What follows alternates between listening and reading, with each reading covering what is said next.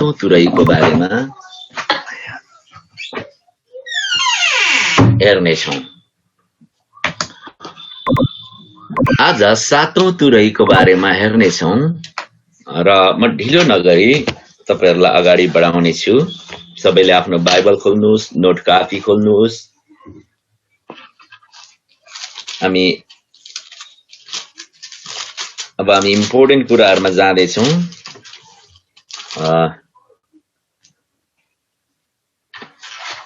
म पढ्छु अनि सातौं स्वर्गदूतले, कसैले पढ्नुहोस् न है, मैले भन्दा पनि। ल म पढ्दिन्छु। हस्।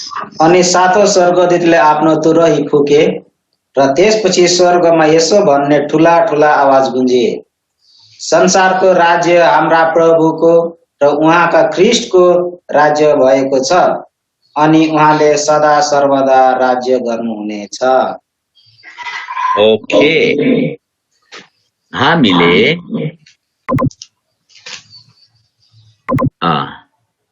सातौं तुरहीको बारेमा अब हेर्दैछौँ। यो सातौं तुरही जब हामी हेर्दै गर्दाखेरि यूहन्नाले सातौं तुरहीलाई फुकेको देख्दछ।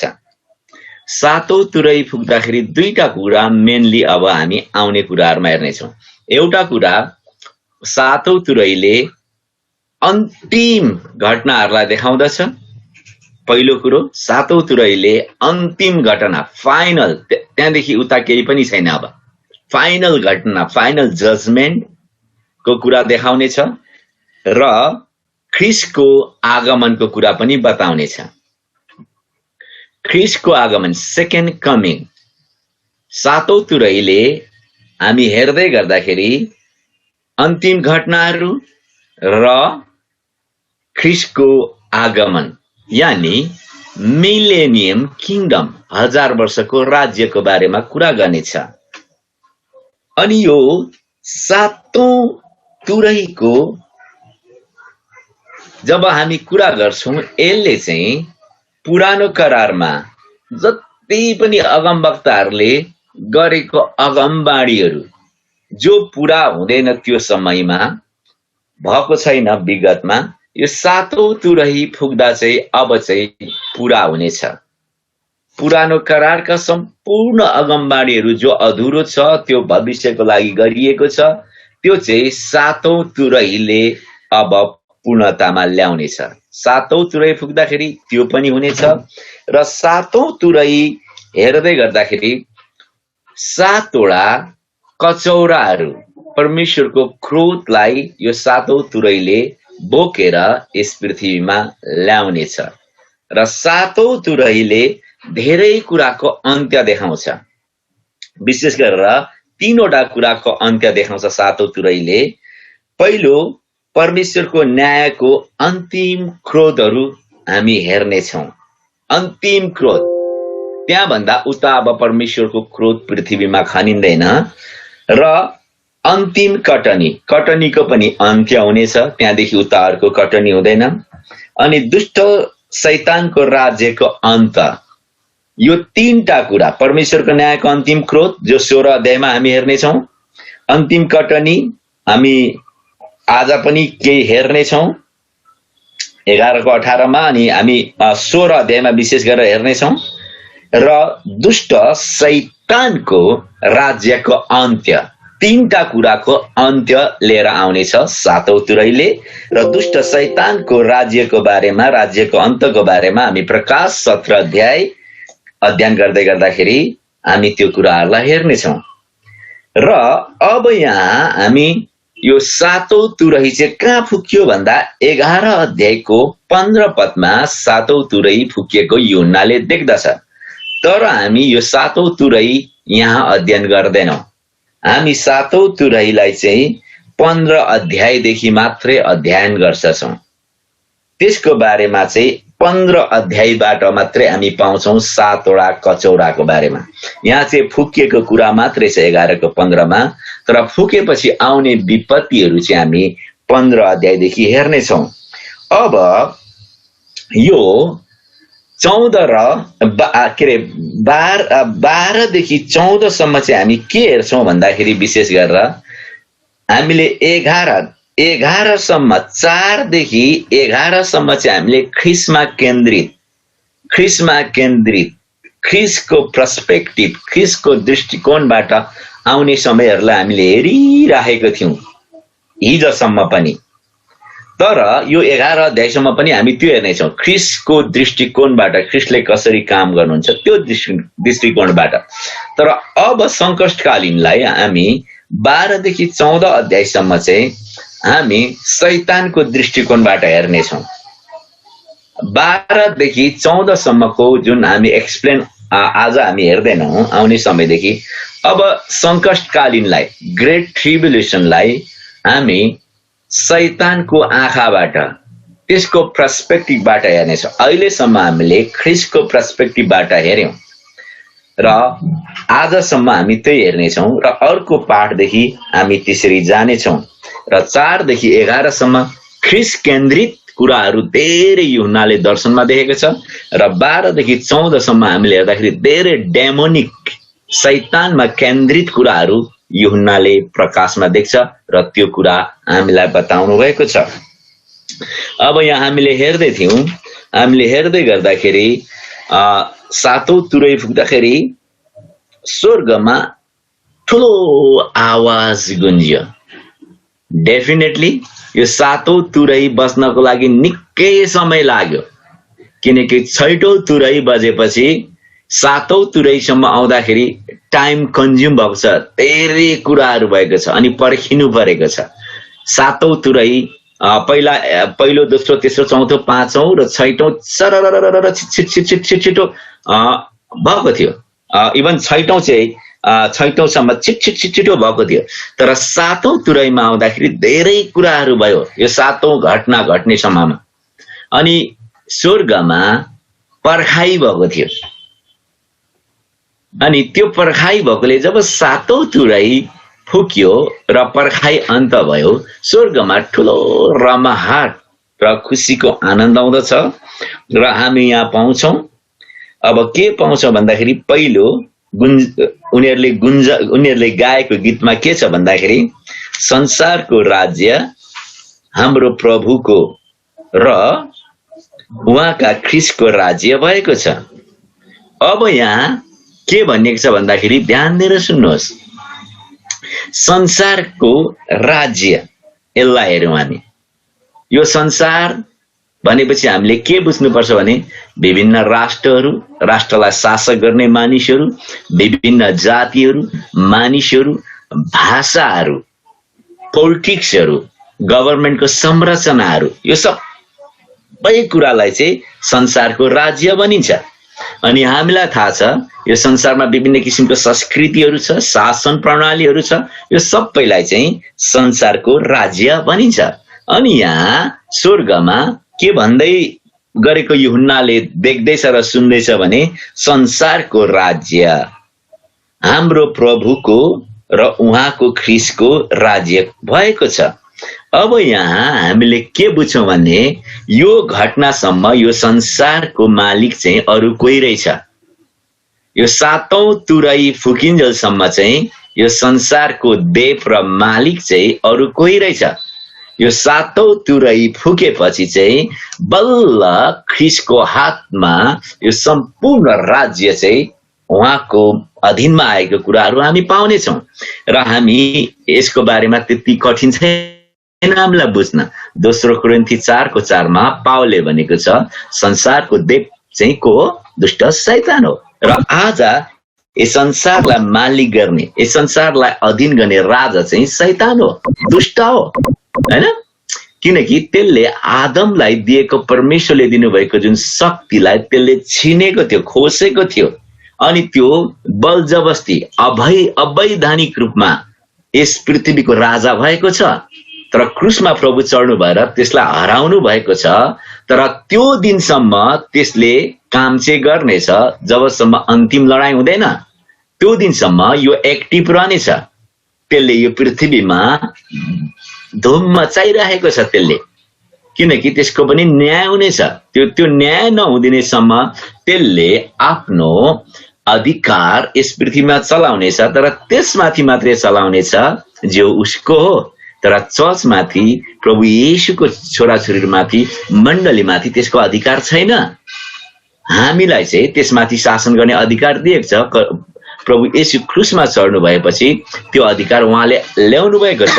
हामी एफएसी 1:20 मा पढ्न पाउँछौँ, जब प्रभु येशू बौरी उठ्नुभयो र स्वर्गीय स्थानमा बसालिनुभयो र पिताले उहाँको पाइताला मुनि त्यसका सारा शासनहरूलाई राखिदिनु भयो भनेपछि अधीनमा आइसकेको छ। तर यसको पूर्णता, फुलनेस, कम्प्लिसन चाहिँ 7औं तुरै बजेपछि मात्रै हुन्छ। त्यो अहिले पनि अन्डर प्रभुकै पाइताला मुनि छ, तर पूर्णता चाहिँ हामी त्यतिखेर देख्नेछौँ। अनि यो देख्नको लागि शहीदहरू, र्याप्चरमा उठाएका मण्डलीहरू, अनि सङ्कटकालीनमा घाँटी काटिएर मारिएका शहीदहरू हेर्नलाई बडो आतुरी हुन्छ। जब 7औं तुरै फुक्छ त्यतिखेर यो कुरा पूर्णता हुन्छ।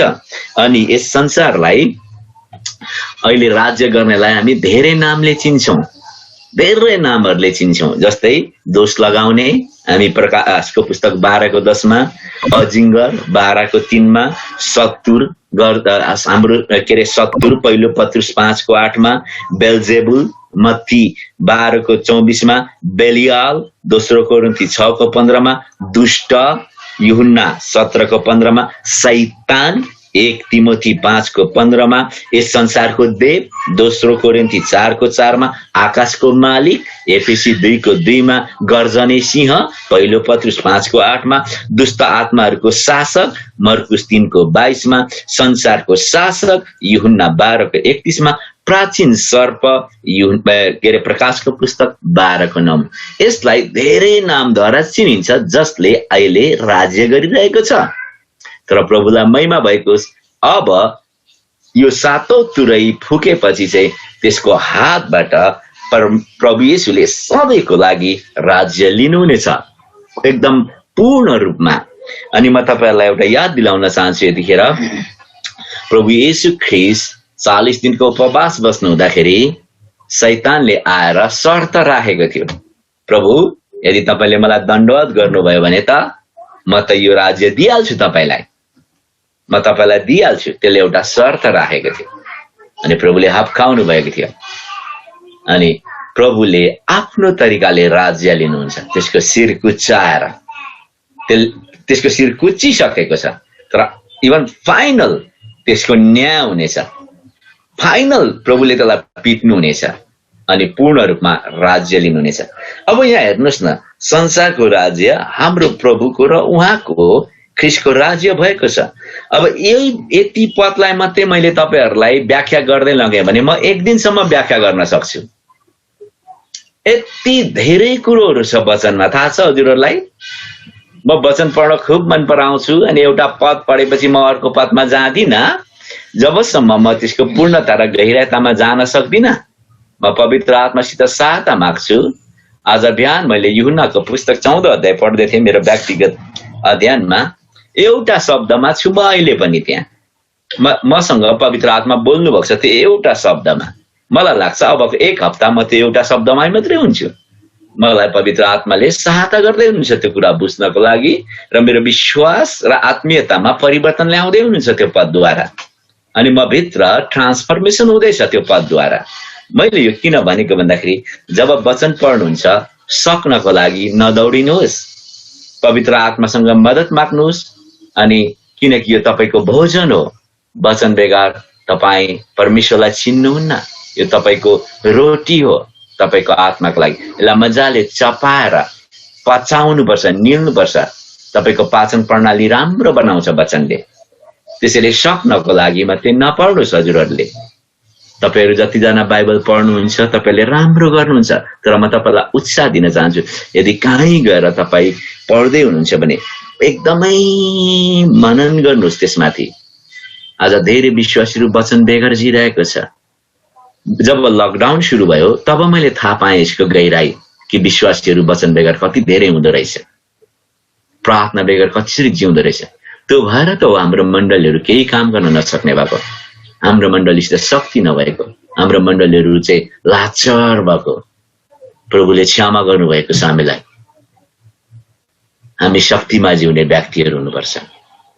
ओके, प्रभुलाई धन्यवाद भएको छ। अब यहाँ एउटा कुरा म तपाईलाई अझै बताउन चाहन्छु, थुप्रै कुरो छ, तर यहाँ के लेखिएको छ भन्दाखेरि हाम्रो प्रभुको, संसारको राज्य हाम्रो प्रभुको भनेपछि प्रभु येशू र उहाँका ख्रिस्टको राज्य भएको छ भनेपछि उहाँका भनेको चाहिँ पिताको ख्रिस्ट, परमेश्वर पिताको ख्रिस्टको राज्य भएको छ।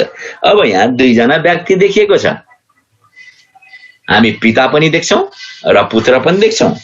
अनि यसो विचार गर्दाखेरि पिताको राज्य र पुत्रको राज्य त दुई अलग राज्यहरू पो हुन् कि जस्तो लाग्ने जस्तो एउटा कुरो पनि देखिन्छ यहाँ यो पद पढ्दै गर्दाखेरि, किनकि यहाँ उहाँको ख्रिस्टको राज्यको भनेर लेखिएको छ। म तपाईलाई बताउँछु, हामी अब एउटा राज्यमा जिउने छौं जसलाई मिलेनियम किङडम भनिन्छ, जो ख्रिस्ट आफैले राज्य गर्नुहुनेछ, र अर्को राज्य छ इटर्नल किङडम। अनि यो मिलेनियम किङडम 1000 वर्षको शासन यस पृथ्वीमा हुनेछ जहाँ हामी राज्य गर्नेछौं, र त्यस पछाडि अन्तिम न्याय हुनेछ। अनि त्यस पछाडि एउटा अर्को राज्यमा हामी प्रवेश गर्नेछौं, त्यो चाहिँ अनन्तको राज्य हो। अनि यो दुईटै राज्यको कुरा गर्दाखेरि हामी यसलाई चाहिँ पिताको राज्य र पुत्रको राज्य भन्न मिल्दैन। टुगेदर यो परमेश्वरको राज्य हो, ट्राइन गड, त्रिएक परमेश्वरको राज्य, पिता पुत्र पवित्र आत्माको राज्य हो। हामीले त्यसरी बुझ्नुपर्छ, दुई अलग व्यक्तिको दुई अलग राज्य होइन है। यहाँ पिता र पुत्रलाई हामी सँगै देख्नेछौँ। हालेलुया। ओके, यति भएपछि हामी अलिकति तल हेर्छौँ है त 16 मा। कसैले पढ्नुहोस् त 16।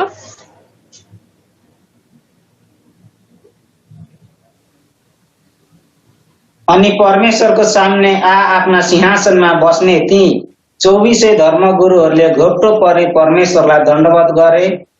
आमेन। ओके, भनेपछि हामी यहाँ थाहा पाउँछौँ कि अनि 24 धर्मगुरुहरूले चाहिँ घोप्टो परेर परमेश्वरलाई दण्डवत गरे।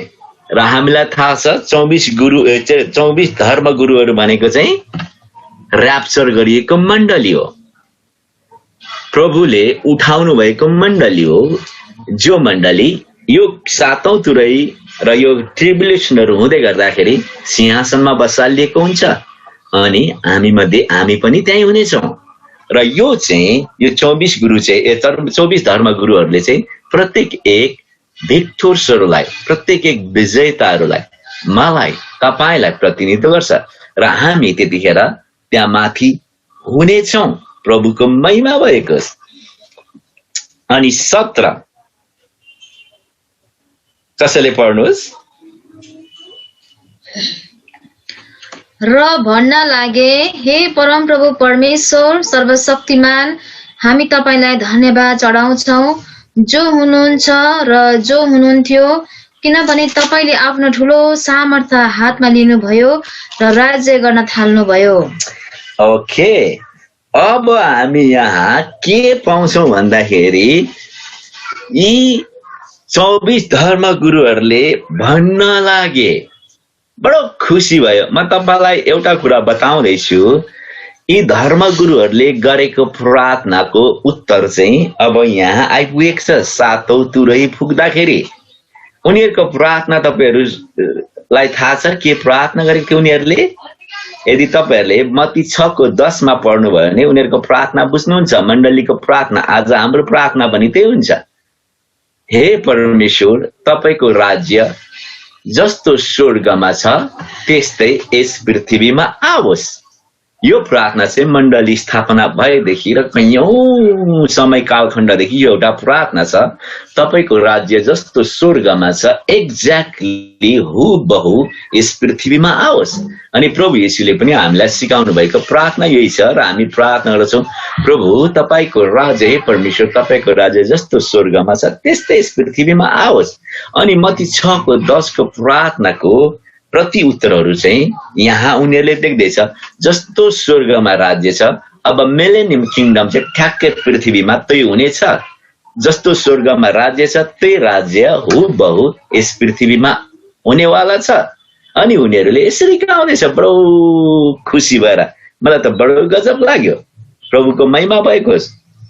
र यहाँ यी 24 धर्मगुरुहरू दुईटा कुरामा बढी केन्द्रित छन्। एउटा कुरा परमेश्वरको सामर्थ्यमा, उनीहरूले भन्दैछ परमेश्वर सर्वशक्तिमान, अनि अर्कोमा उहाँको ठुलो सामर्थ्यको हातमा, भनेपछि परमेश्वरको शक्तिमा केन्द्रित छ यी 24 धर्मगुरुहरूले यो भन्दै गर्दाखेरि। र अर्को उहाँको इटर्निटीमा, अनन्ततामा। अनि अनन्तताको लागि के भन्नु हुँदैछ त उहाँले? जो हुनुहुन्छ र जो हुनुहुन्थ्यो। यो र्याप्चर गरेको मण्डलीले स्वर्गमा कति मिलियन्स चर्च हुन्छ त्यो दिन प्रभु येशूसँग। अनि उनीहरूले एकसाथ स्वर्गमा गीत गाउँदाखेरि कस्तो आवाज निस्किन्छ होला। माई गॉडनेस, म त कल्पना गर्दा छिट्टै र्याप्चर भए भरे राति नै भए पनि हुन्थ्यो जस्तो लाग्छ। I am ready. मलाई थाहा छैन तपाईँ कतिको तयारी हुनुहुन्छ। र्याप्चर अहिलेको 1 मिनट पछाडि भयो भने पनि आई एम रेडी। म चाहिँ तयारी छु। मेरो बुट जुत्ता तयारी छ। मेरो आत्मिक बुट जुत्ता है, एनी टाइम रेडी हो म। अनि म त आजै त्यहाँ हुन चाहन्छु त्यो घरमा। आज मेरो बत्तीमा चाहिँ तेल छ। अनि म चाहिँ त्यो बुद्धिमानी कन्यामा पर्छु। मैले घमण्ड गरेको होइन, मैले मेरो विश्वास दाबी गरेको। अनि तेल नहुनेहरूलाई चाहिँ चुनौती दिएको। भोलिदेखि राम्रो जीवन जिउँला, पर्सिदेखि पवित्र जीवन जिउँला, अर्को हप्तादेखि चाहिँ साँच्चैको विश्वास गरौँला, अब अर्को महिनादेखि चाहिँ प्रभुसँग समय बिताउला। यस्तोहरूलाई चाहिँ मैले चुनौती दिएको। I am ready. म चाहिँ आजै अहिले यो बोल्दै गर्दाखेरि प्रभु र्याप्चर गर्न आउनुभयो भने यो रातो कपडा मात्रै यहाँ छोडिनेछ। म त महिमामा उक्लिसकेको हुनेछु। हालेलुया, व्हाट अ होप। कत्रो ठुलो आशा। जब यो आशाको बारेमा म विचार गर्छु, म त भात खानु पनि मन लाग्दैन। त्यो संसारको भात के खानु? त्यस्तो भात स्वर्ग मन्नाले तृप्त बनाउँदछ। अनि त्यो बल चाहिँ कैयौं गुना संसारको खानाले दिने भन्दा बल हुन्छ। That's a hope. त्यो चाहिँ आशा हो। कलोसी 1:27 भन्छ, Christ in you is the hope of glory. ख्रीष्ट तपाईमा हुनु चाहिँ महिमाको आशा। हामी आशा पाएको व्यक्तिहरू हौ। अनि कतिजना चाहिँ आशै नपाएको जस्तो निराशा भइरहेको छ संसारको फिक्रीमा, संसारको चिन्तामा। के खाउँला, के लाउँला, कसो गरौँला, कहाँ बसौला। माई गुडनेस, मेरो घर चाहिँ सुनको सडक छ। मसँग आशा छ। त्यसैले हामी प्रभुलाई धन्यवाद दिनुपर्छ कि पवित्र आत्माले हामी चिन्तित नहौ भनेर यी वचनहरू हाम्रो हातमा दिनुभएको छ उहाँले। अब एउटा कुरा म तपाईले नोट गरेको यहाँ चाहन्छु। यहाँ के नोट गर्नुपर्छ भन्दाखेरि यी 24 एल्डर्सहरूले, धर्मगुरुहरूले के भन्यो भन्दाखेरि जो हुनुहुन्छ र जो हुनुहुन्थ्यो। तर हामीले 1 अध्यायको 8 मा 4 जीवित प्राणीहरूले चाहिँ कसरी गीत गाएको थियो भन्दाखेरि जो हुनुहुन्थ्यो, जो हुनुहुन्छ र जो आउनुहुनेछ, तीनटा कुरा। त्यही गीत हो यहाँ 24 धर्मगुरुहरूले गाएको। 1 अध्यायको 8 पदमा चाहिँ 1 को होइन होला, 4 को होला है। एकछिन है, 1 मा त होइन, मलाई माफ गर्नुहोस्। हेरौँ, 4 को 8 मा चाहिँ हुनुपर्छ। हामीले 4 मा पढ्यो। हुन्छ, 4 को 8, 1 को 8 होइन।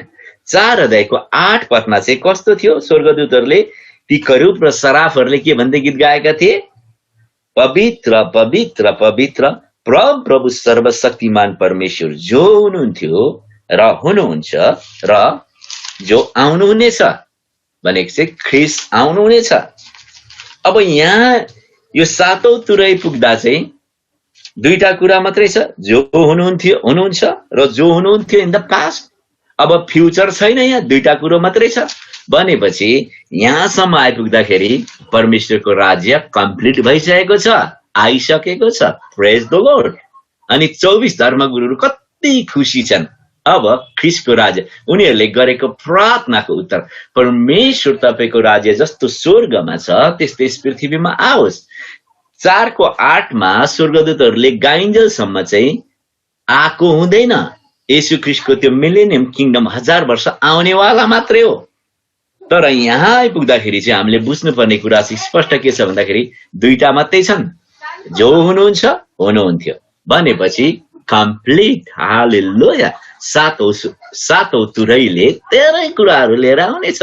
अनि जब म यो वचनहरू यसरी पढ्छु र म बुझ्न थाल्छु र पवित्र आत्मालाई म मद्दत माग्छु कि मेरो हृदयको समझ खोलिदिनुहोस् कि म बुझ्न सकौँ चाहिँ गहिरो गरी। प्रभुलाई धन्यवाद भएको होस्। 24 धर्मगुरुहरूले यूहन्नाले त्यो दर्शन देख्दै गर्दाखेरि यो धेरै अगाडि देखेको दर्शन हो। 95 र 6 AD तिर, आजभन्दा 1900 वर्ष पहिला। तर त्यतिखेर दर्शनमा यो समयमा चाहिँ यो जुन 24 धर्मगुरुहरूले गीत गाउनेछ त्यतिखेर चाहिँ येशू प्रभुको राज्य चाहिँ कम्प्लिट भइसकेको कुरा छ यहाँ आइपुग्दाखेरि 7औं तुरैमा। हालेलुया। प्रभुलाई धन्यवाद भएको छ। अनि ठूलो सामर्थ्यले आफ्नो राज्य लिनुभयो र राज्य गर्न थाल्नुभयो। यो कम्प्लिट भइसकेको। यूहन्नाले आफ्नो दर्शनमा 7औं तुरै फुक्दा चाहिँ कम्प्लिट भइसकेको। यो 7औं तुरै फुकेपछि चाहिँ सबै कुराको अन्त्य हुनेछ, एउटा कुराको मात्रै सुरु हुनेछ, ख्रीष्टको राज्य। सबै कुराको अन्त्य हुनेछ, एउटा कुराको मात्रै सुरु हुनेछ, त्यो चाहिँ ख्रीष्टको राज्य। It's a good news. Hallelujah. अब हामी 18 पदतिर जानेछौँ। कसैले 18 पद पढिदिनुहोस् न। हुन्छ, यहाँ यस्तो लेखेको छ, जाति जातिहरूमा क्रुद्ध भए तर तपाईको क्रोध प्रकट भयो। मरेकाहरूका इन्साफको समय आयो र तपाईका दासहरू र अगमवक्ताहरू र सन्तहरूलाई र तपाईका नाउँको डर मान्ने ठूला सानाहरूलाई इनाम दिने समय र पृथ्वीको विनाश गर्नेहरूलाई नाश गर्ने समय आयो। हालेलुया। अब यो 18 अध्यायमा यति धेरै कुराहरू छन्, म छोटकरीमा एक एक व्याख्या गर्नेछु।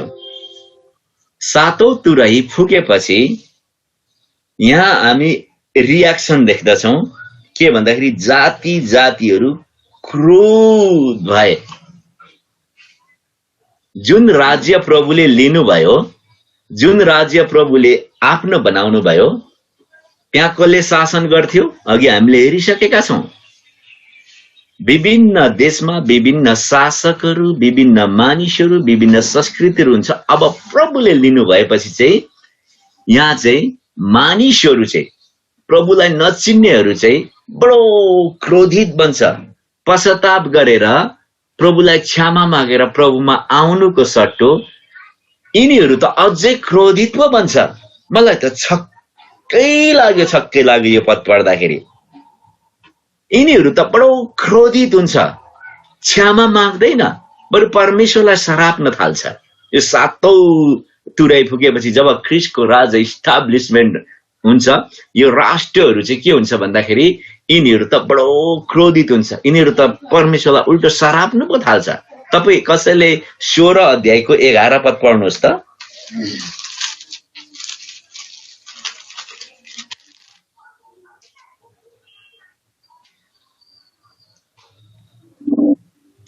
यहाँ यसरी लेखिएको छ, तिनीहरूका वेदना र घाउ खटिराले गर्दा तिनीहरूले स्वर्गका परमेश्वरलाई सरापे, तर आफूले गरेका कुकर्मबाट पश्चाताप गर्न तिनीहरूले इन्कार गरे।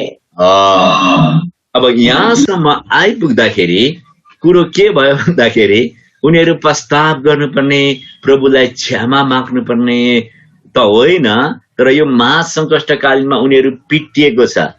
उनीहरूमा घाउ खटेरा विपत्ति आक्रमण लडाई अनिकाल आएको छ है। अस्ति हामीले हेर्दै थियौँ 4वटा तुरै फुक्दाखेरि पृथ्वीको पर्यावरण इकोलोजी इकोसिस्टम खत्तम भएको छ र उनीहरूको जीवनहरू कष्टमय छ। अनि 5औं तुरै खोर्दाखेरि अक्कलकुण्डबाट दुष्टहरू आएर सताएको छ। 6औं आउँदाखेरि 1/3 दुष्टले मारेको हुन्छ। अनि पीडित भएको कारणले जब महिमित ख्रीष्टलाई देख्दा त उनीहरू त झन् क्रोधित पो हुन्छ। यो मानिसहरू त झन् क्रोधित अनि श्राप छ परमेश्वरलाई हुनेछ। मेरा प्रियहरू, तिनीहरूको दण्डको बारेमा कल्पना गर्दाखेरि समझले भ्याउँदैन। परमेश्वरले यति धेरै मौका दिनुभयो तर यिनीहरूले चाहिँ प्रभुमा फर्केन। तर हामी पछि हेर्नेछौँ यसको बारेमा 16 अध्यायमा हामी पछि हेर्नेछौँ अनि 20 अध्यायमा 17 अध्यायमा हेर्नेछौँ। यिनीहरू त झन् एकट्ठा भेला भएर प्रभुसँग लडाई गर्न तयार हुन्छ येशू प्रभुसँग, किनकि येशू प्रभु त्यतिखेर फिजिकल्ली यस पृथ्वीमा हुनुहुनेछ अनि सारा मानिसहरू, यिनीहरू सारा राष्ट्रहरूलाई अनि एन्टी क्राइस्टलाई लुसिफरले एकदमै इन्टाइस गर्नेछ, यिनीहरूलाई उक्साउनेछ अनि यिनीहरू एकट्ठा भएर यिनीहरू चाहिँ ख्रिस्टसँग लडाई गर्न आउनेछ। त्यो अन्तिम लडाई हुनेछ जसलाई हामी आर्मेगेदोनको लडाई भन्छौँ। हामी त्यसको बारेमा पछि हेर्नेछौँ। यिनीहरू प्रस्ताव गर्नको साथ यिनीहरू त क्रोधित भए, भेला हुन थाले, यिनीहरू एक ठाउँ, यिनीहरू एकजुट गर्न थाले, उनीहरूको हात हतियारहरू तयार गर्न थाले ख्रिस्टसँग लडाई गर्नको लागि।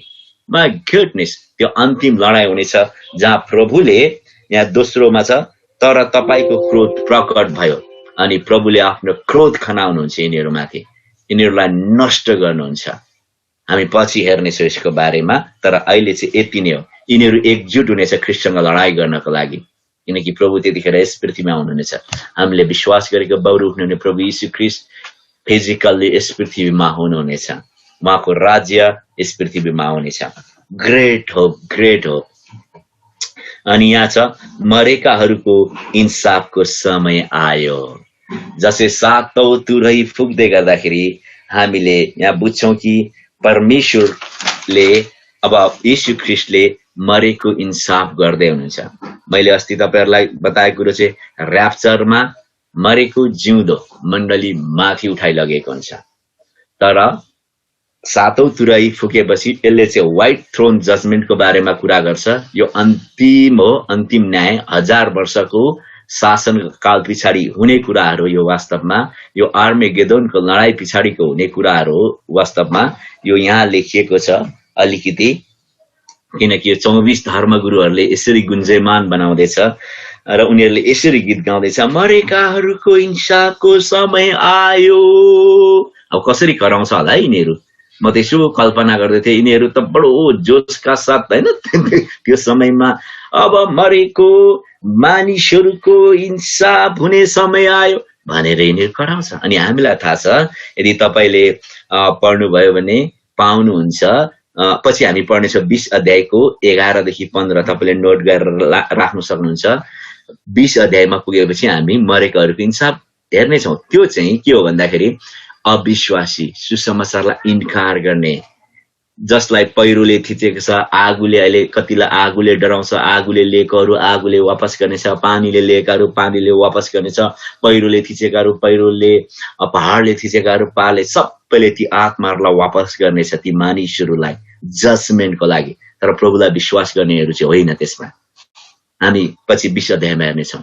अनि तिनीहरूको न्याय हुनेछ, तिनीहरूको इन्साफ हुनेछ, अनि तिनीहरू नरक कुण्डमा फालिन्छ। अत्तल कुण्डमा होइन है, अत्तल कुण्डमा होइन, वास्तवमा तिनीहरू चाहिँ नरक कुण्डमा फालिनेछ। नरक कुण्ड चाहिँ वास्तवमा दुष्ट शैतान र उसको सेनाहरूको लागि बनाइएको, हामी मत्ती 25 अध्यायमा हामी पाउँछौँ।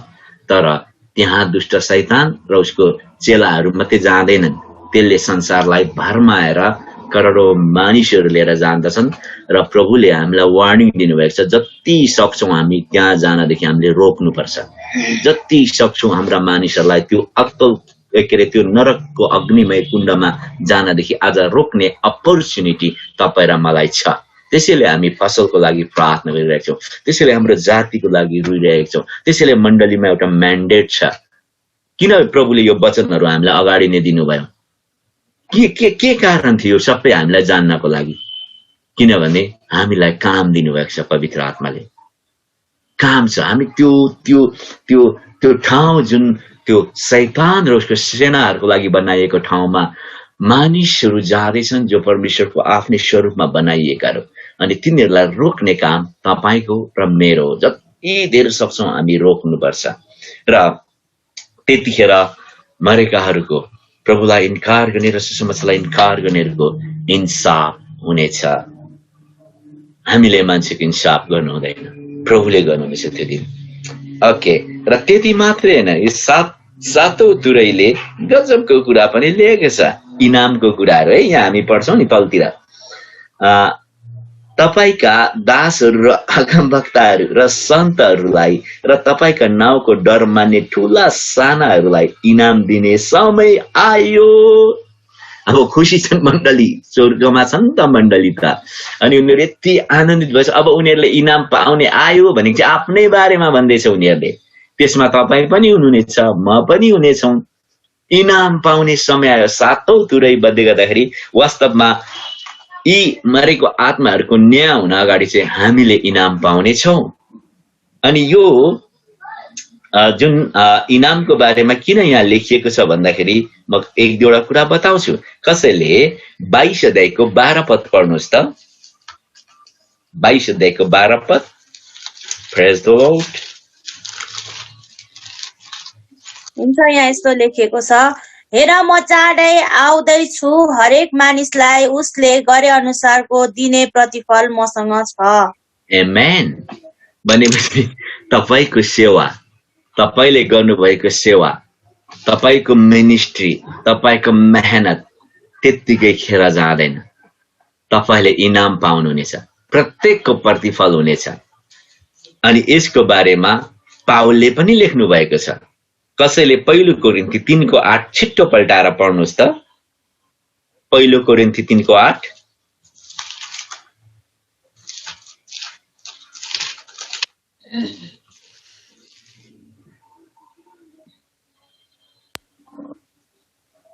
यहाँ यसरी लेखिएको छ, रोप्ने र पानी हाल्ने एकै समान हुन्, हरेकले आफ्ना आफ्नै मेहनत अनुसार आफ्नो ज्याला पाउनेछ। ओके, यहाँ पनि हामी पाउँदछौँ। रोप्ने एउटा हुनेछ, वचन रोप्ने, कटनी गर्ने, मल हाल्ने, बानी हुर्काउने, फलोअप गर्ने, वचनमा पाको बनाउने, आत्माहरू हरेकले इनाम पाउनेछ, हरेकको फल हुनेछ। अनि कसैले कलसी 3:24 छिट्टो गरी पढ्नुहोस् एकजनाले। कलसी 3:24 र दोस्रो यूहन्ना 1:8 कसैले।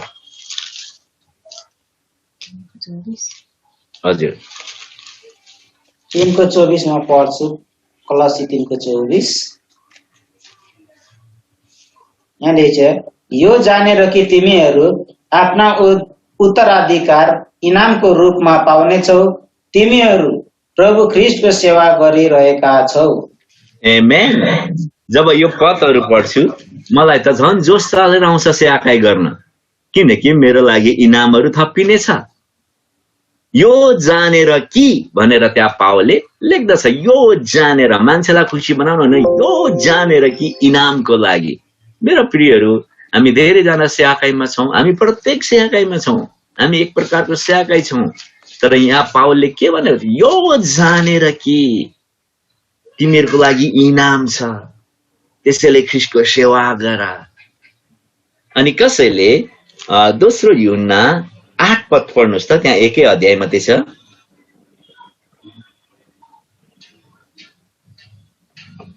होशियार रहो, जुन कुराको निम्ति तिमीहरू काम गरिरहेका छौ त्यो गुमाउने होइन, तर पूरा इनाम पाउने हो। आमेन।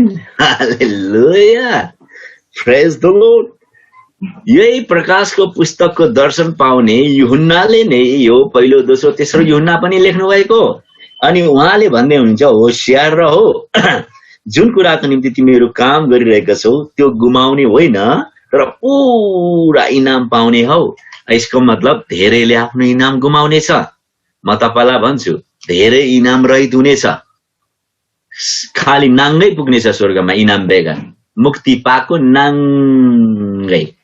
कोरिन्थीको पुस्तकमा पावलले यसको बारेमा लेखेको छ। यहाँ बडो बकाइदा छ, होशियार रहो, जुन कुराको निम्ति तिमीहरू काम गरिरहेका छौ त्यो गुमाउने होइन, तर पूरा इनाम पाउने हो।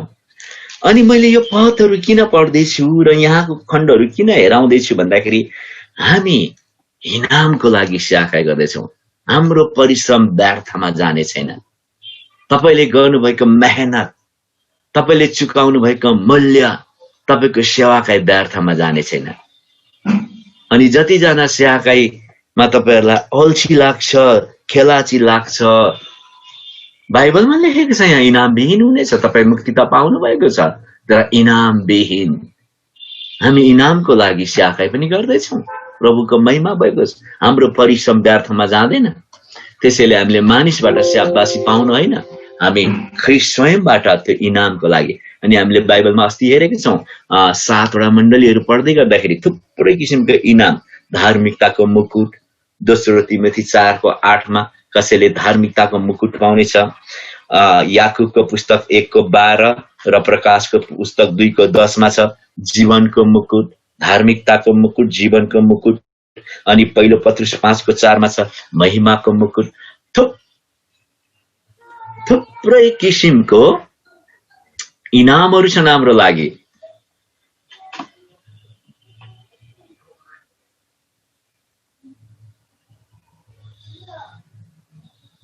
खाना को बनाइराख्नु भएको हो?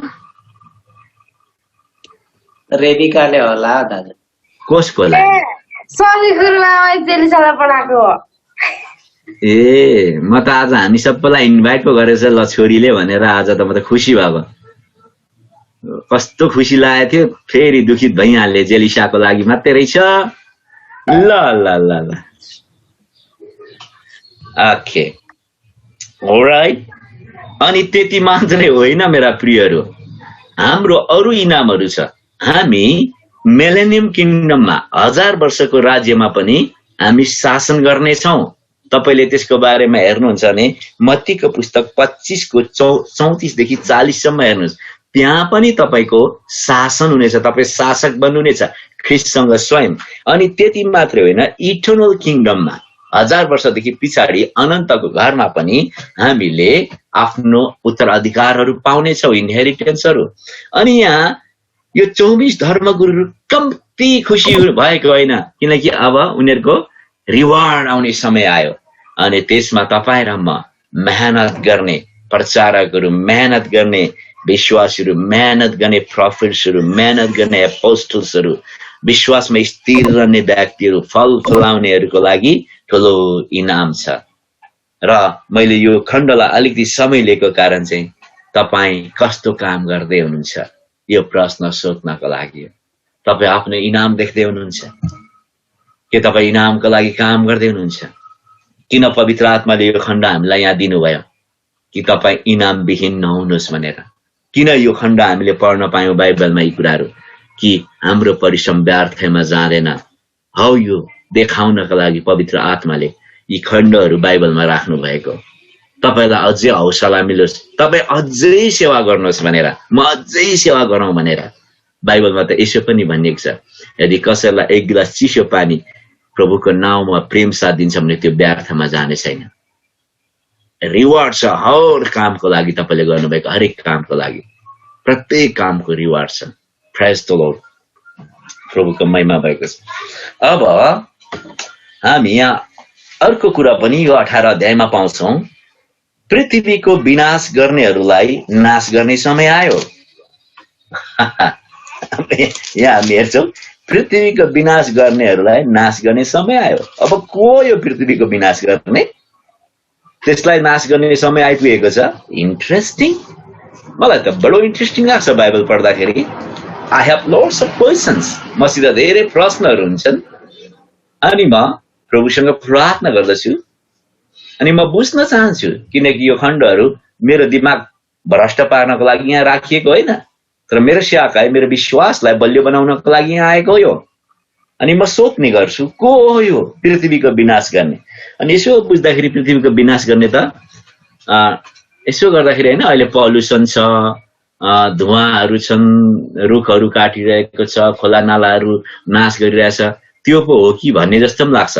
तर यो पृथ्वीको पर्यावरणलाई नष्ट गर्ने होइन, तर ती व्यक्तिहरूको बारेमा कुरा गरिएको जुन व्यक्तिले आफ्नो पापले, आफ्नो पाप कामले, आफ्नो कुकर्मले, आफ्नो दुष्टताले पृथ्वीलाई पल्युटेड, दूषित बनाएको छ, पृथ्वीलाई नाश गरेको छ, ती मानिसहरूको बारेमा कुरा गरिएको।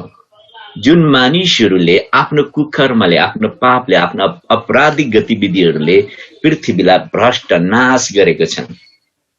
है। आदमको समयमा जब प्रभुले पृथ्वी बनाउनु भयो, इट्स ब्युटिफुल, अनि आदमलाई अधिकार दिएको थियो, तर आदमबाट त्यो अधिकार खोसियो पापको कारणले। अनि त्यो पाप चाहिँ आज मानिसले बोकेको छ, प्रभुविहीनका मानिसहरूले, अनि उनीहरूले चाहिँ पल्युटेड गरेको छ पृथ्वीलाई नाश गरेको छ। अनि अब त्यसको नाश गर्ने समय आयो भनेपछि यसमा को पर्छ भन्दाखेरि सबै अविश्वासीहरू पर्छ। सुसमाचार र ख्रीष्टलाई इन्कार गर्ने सबै पर्छ एक नम्बरमा। दोस्रो नम्बरमा विभिन्न किसिमको धर्म कर्म र विभिन्न किसिमको अर्थतन्त्र, दुईटा कुरो मैले बताएँ, फल्स इकोनोमिक र फल्स रिलिजियन, त्यसको न्याय हुन्छ। हामी पछि हेर्नेछौँ, विशेष गरेर 15 अध्यायतिर गएपछि बेबिलोनको बारेमा हेर्दाखेरि हामी यसको बारेमा स्पष्ट हुनेछौँ। बेबिलोनले विशेष गरेर फल्स इकोनोमिकको बारेमा र फल्स रिलिजनको बारेमा कुरा गर्छ, हामी त्यसको बारेमा पछि हेर्नेछौँ। र झुटा धर्मकर्महरू, झुटा अर्थतन्त्रहरूको न्याय हुनेछ। र अर्को कुरो एन्टिक्राइस्टको न्याय हुनेछ, किनकि एन्टिक्राइस्टले पृथ्वीलाई दूषित बनाएको हुन्छ, ख्रिस्ट विरोधी हुन्छ जो, अनि त्यसका लिडर्सहरू जो वर्ल्ड वाइड अपरेट हुन्छ ती मानिसहरू नै हुन्। अनि डेफिनेटली शैतान र त्यसका चेलाहरू पनि दण्डित हुनेछन्। अब यो पृथ्वीलाई नष्ट गर्नेहरूलाई नष्ट पर्ने समय आयो। ती 24 एल्डरहरूले 7औं तुरै फुकेपछि ती कुराहरू गाउँदछन् स्वर्गमा। यो चाहिँ एउटा सेलिब्रेसन हो। प्रभुलाई धन्यवाद भएको छ। 7औं तुरैले धेरै कुराहरू लिएर आएको छ र प्रकाशको पुस्तकमा 7औं तुरैले जति महत्व बोकेको छ त्यो अरू तुरैले बोकेको छैन। 7औं तुरै चाहिँ वान अफ द इम्पोर्टेन्ट तुरै हो। त्यसले धेरै कुराको अन्त्य र धेरै कुराको सुरुवात ल्याउँदछ यस पृथ्वीमा। र इन डिटेलमा हामीले यसलाई बुझ्यौं भने अझै राम्रो। अब अन्तिम पद कसैले पढिदिनुहोस् त।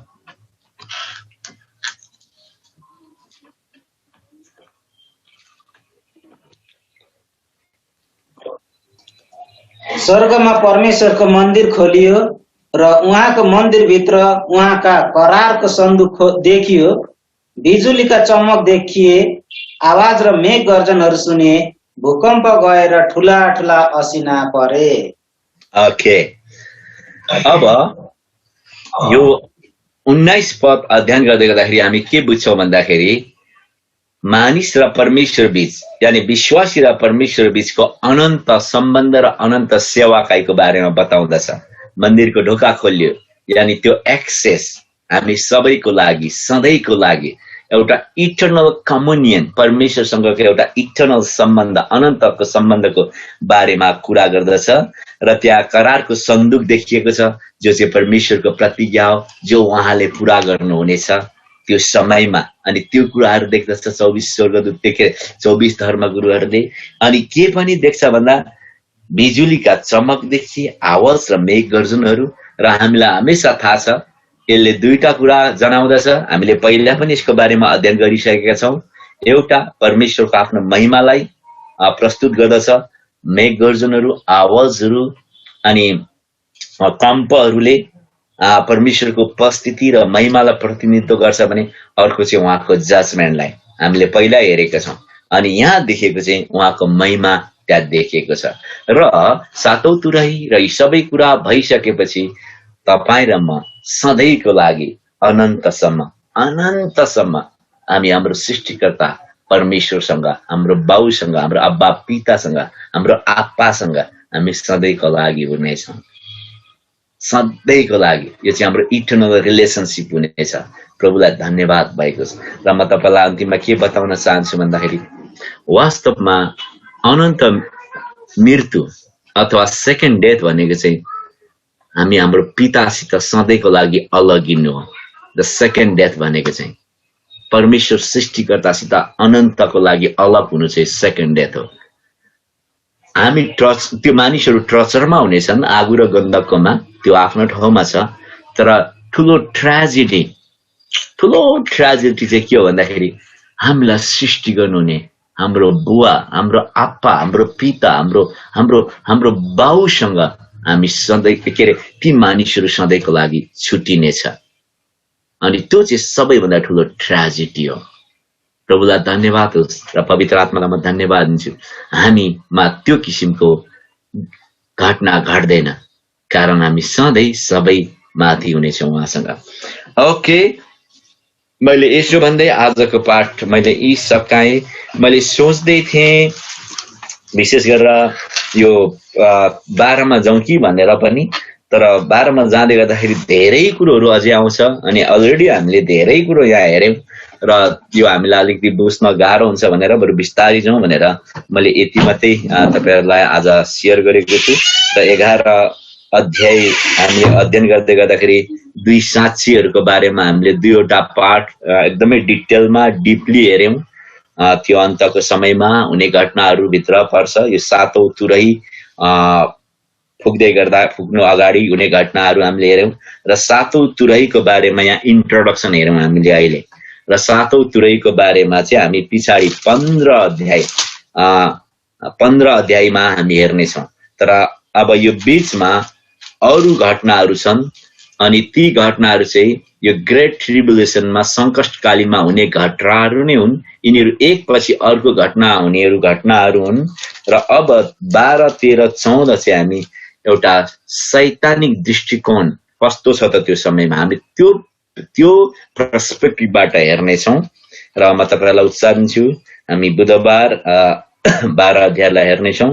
तपाईहरु सबैजनाले ध्यान गरेर आउनुहोला र प्रार्थना गरेर पनि आउनुहोला।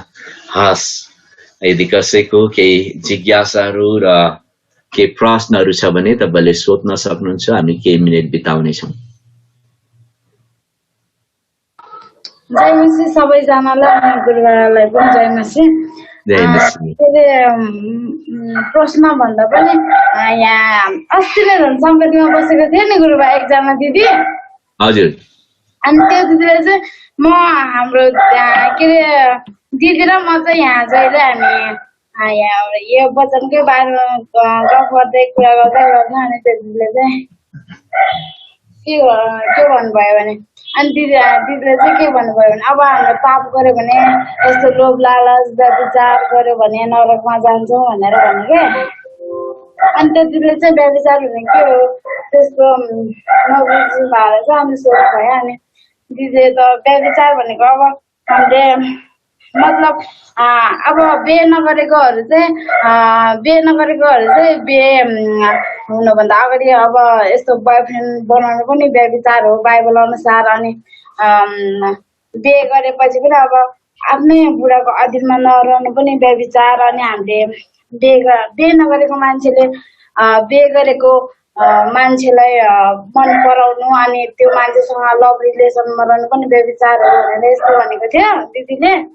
अनि त्यो दिदीले चाहिँ एकदम खुल्दुली लाग्यो त, त्यसो भए त म पनि व्यभिचारी हो नि भनेर भन्नुभयो क्या। अनि हामी त टुहाँबाट किन यस्तो भन्नुभएछ यो दिदीले भनेर। अनि मैले दिदी किन त्यस्तो भन्नुभएको भनेर भनेको त, अनि मेरो पनि बोयफ्रेन्ड छ अनि ऊ चाहिँ अर्काको बुढा हो भनेर भन्नुभयो क्या।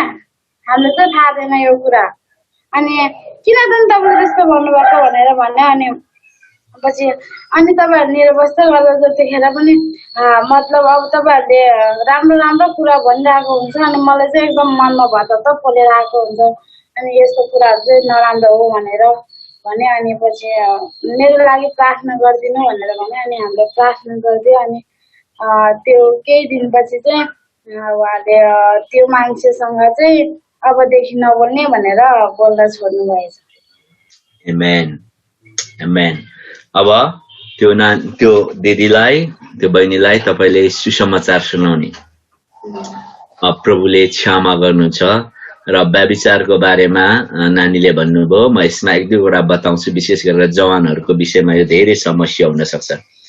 व्यभिचार भनेको हामीले दुई प्रकारको हेर्छौँ, एउटा आत्मिक व्यभिचार, एउटा शारीरिक व्यभिचार। अहिले शारीरिक व्यभिचारको म कुरा गर्छु।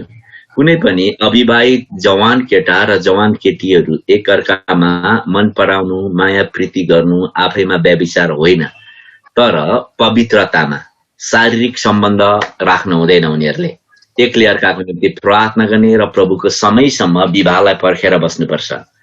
तर विवाह पूर्व यदि उनीहरू सँगै बस्न थाल्छ र शारीरिक सम्बन्धहरूमा जान थाल्छ भने त्यो चाहिँ व्यभिचार भन्दछ बाइबलले। र कसै पनि व्यक्तिले जस्तो अविवाहितले अर्को अविवाहितलाई मन पराउनु अनि प्रभुको हातमा एउटा स्वास्थ्य सम्बन्ध राख्नु, प्रेम गर्नु अनि मन पराउनु अनि प्रभुको समयसम्म पर्खेर बस्नु त्यो व्यभिचार होइन। तर नपर्खी धैर्यता गुमाएर यदि पापमा पर्छ, शारीरिक सम्बन्धहरूमा जान्छ भने त्यो व्यभिचार हो। र अर्को कुरो नानीले भने जस्तै श्रीमान श्रीमतीको सम्बन्ध भन्दा बाहिर अर्को सम्बन्ध राख्छ र श्रीमती पनि के अरे श्रीमान पनि श्रीमतीलाई छोडेर अर्को सम्बन्ध राख्छ भने त्यो पनि बाइबलले व्यभिचार भन्दछ। त्यस्तो कुराहरूलाई यो चाहिँ मैले शारीरिक व्यभिचारको कुरा गर्दैछु। आत्मिक व्यभिचारको बारेमा हामीले एफिसीको पुस्तक पहिला पनि हेरिसकेका छौँ र यी सबै कुराहरू चाहिँ परमेश्वरको दृष्टिमा घिनलाग्दो कुराहरू र कुनै पनि व्यक्ति त्यस्तोमा छ भने ऊ त्यो कुरालाई स्टप गर्नुपर्छ र फर्किनुपर्छ। जस्तो त्यो दिदीले जुन स्टप गर्नुभयो र उहाँ फर्किनुभयो, अब उहाँले क्षमा माग्नुपर्छ र परमेश्वरसँग सम्बन्ध बनाउनुपर्छ। अनि उहाँले स्टप मात्रै गर्नुभएको छ अहिले र अब उहाँले आफ्नो जीवनमा प्रभुलाई निम्ताउनु भएको छैन। अनि त्यो कुराहरू छ, त्यसलाई पनि व्यभिचार भन्छ। अनि पुरुष पुरुष विवाह गर्न व्यभिचार हो, स्त्री स्त्री विवाह गर्न व्यभिचार हो। यो सबै कुराहरू व्यभिचार भित्र पर्दछ।